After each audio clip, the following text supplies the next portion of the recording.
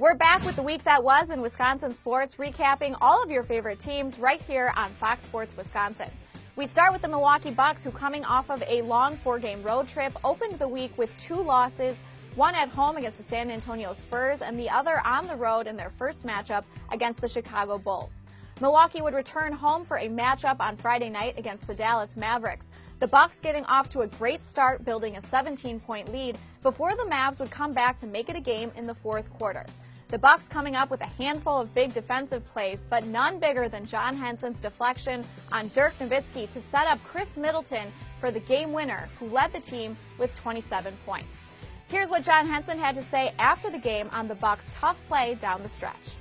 We let them come back in the game, but we didn't break. We bent, but we didn't break. And like I said, a win is a win, man. Mavs are a playoff team in the West, and we're trying to climb out of a hole. So, we need wins like this to grind out, and we got it. The Bucks would end the week with a loss Sunday night at Madison Square Garden against the New York Knicks, despite a season-high 28 points from Greg Monroe. In college basketball news, a very busy week for our statewide teams.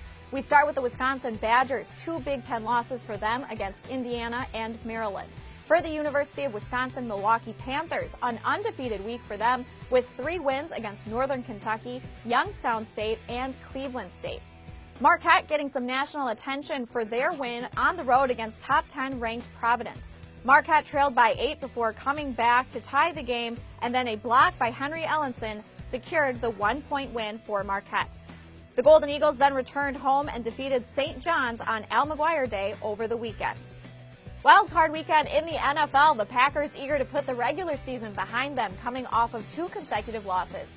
Green Bay would get off to a slow start in Washington, falling behind 11-0 before the Packers' offense would start clicking on all cylinders.